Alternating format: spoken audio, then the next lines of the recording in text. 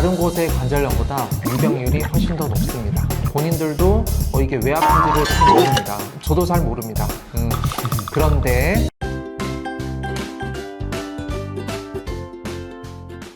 안녕하십니까. 포인트병원 정형외과 전문의 나기태 원장입니다. 정형외과 전문의 김동문입니다. 자, 오늘의 원포인트 레슨은 손에 생기는 관절염입니다. 손에 생기는 관절염 사실 너무나 많이 보지 않나요? 환자분들 정말 많이 찾아오시죠. 심하지 않은 분들은 붓고 아픈 정도지만 네. 변형이 심하게 온 분들도 많잖아요, 사실. 맞습니다. 그 손가락 관절은 워낙에 그 용적 자체가 적기 때문에 사실은 다른 곳의 관절염보다 유병률이 훨씬 더 높습니다.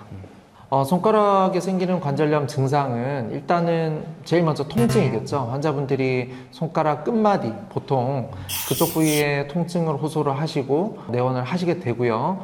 근데 이제 그런 분들 같은 경우는 이제 변형을 동반 안 하는 분들이죠. 본인들도 이게 왜 아픈지를 잘 모릅니다. 그런데 통증에 이어서 이제 변형까지 생기게 된다. 자료 화면이 나가겠지만 이렇게 생기는 손가락 관절의 변형이 생기게 되면 본인도 관절에 뭔가 이상이 생겼다라고 지레짐작하시고 내원을 하시는 경우가 많습니다.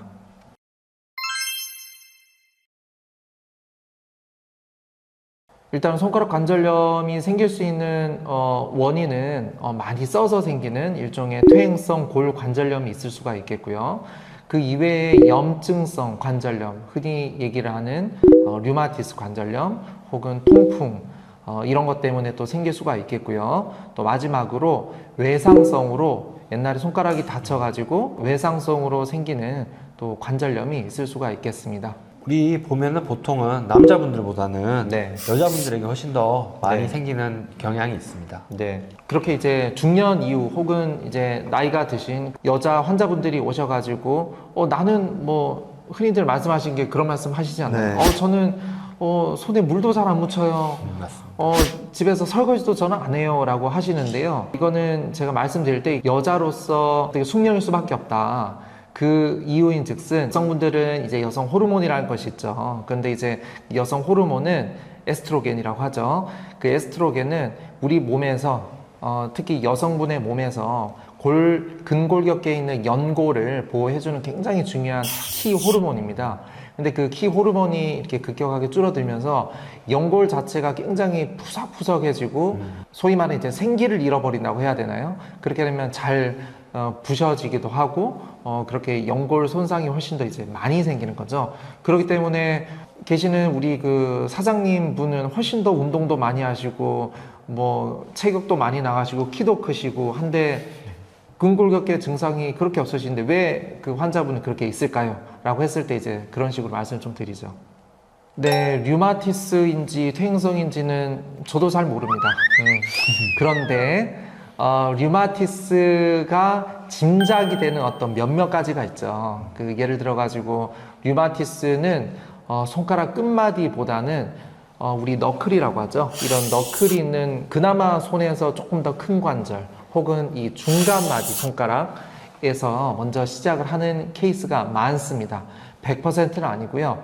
그 이외에도 전 연령에 걸쳐 가지고 발병을 할 수 있습니다. 하지만 퇴행성 관절염이 시작하는 시기와 굉장히 또 유사한 케이스가 많습니다. 그래서 딱 그 발병 시기만 가지고는 그렇게 말씀을 또 드릴 수는 없고요.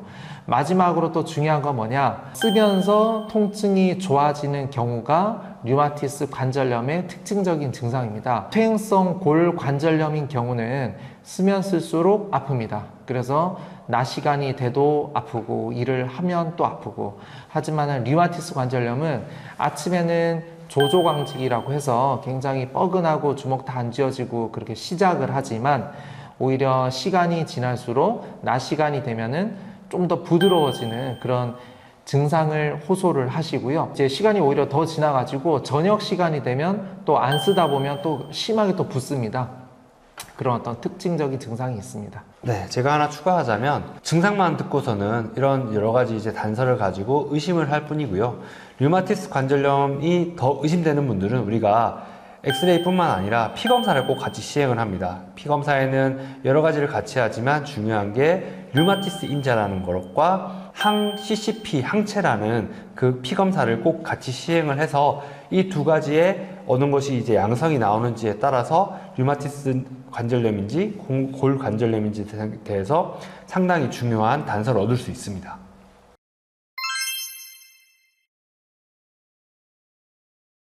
네, 관절염은 치료가 불가능하다. 소위 이제 손가락에 관절염이 있을 때 대부분 다 그런 얘기를 아마 들으셨을 거예요. 어쩔 수 없습니다. 그냥 쓰십시오. 어쩔 수 없습니다. 그래서 어쩔 수 없다라는 말씀을 이제 많이 들으실 텐데요. 안타깝게도 저 또한 똑같은 말씀을 드립니다. 손가락 관절염을 저도 없애드리고 싶지만 사실은 굉장히 용적이 작은 관절이기 때문에 다른 큰 관절에 비해서 할 수 있는 치료가 굉장히 제한이 됩니다. 네, 치료가 불가능하다. 치료가 안 된다가 아니고요. 완치가 불가능하다가 좀 더 정확한 표현인 것 같아요. 완치는 안 되죠. 완치는 안 되지만 치료는 가능합니다. 치료는 일단은 약물 치료를 먼저 하고요. 다행인 것은 완치는 안 되지만 약물 치료로서 90% 이상의 환자들은 증상이 없이 평생 지낼 수 있습니다. 그 10%에 해당하는 환자들만 수술을 받던지 다른 치료를 받게 되는 거고요. 흔히 이제 관절염이 있더라도 그 대다수의 환자들은 관리를 하면서 지낼 수 있습니다.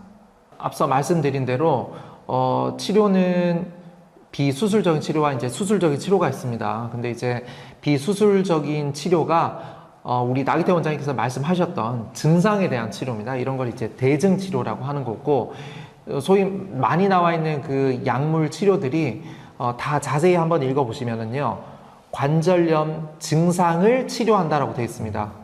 그러니까 관절염을 치료한다라고 되어 있는 게 아니고 관절염 증상을 치료한다. 즉 근본적으로 연고를 옛날에 어떤 소시적 굉장히 건강한 상태로는 못 돌리죠, 맞죠? 그쵸. 못 돌리기 때문에 아픈 그 증상, 붓는 그 증상, 뻣뻣한 그 증상에 대해서 치료하는 거기 때문에 그런 약물 치료, 물리 치료 등을 시행을 하는 것이고요. 그런 치료로서도 호전이 없고 도저히 내가 일상적인 생활을 영위를 할 수가 없는 정도로 많이 불편하시다. 그런 경우에는 이제 수술적 치료를 고려하게 되는 것입니다.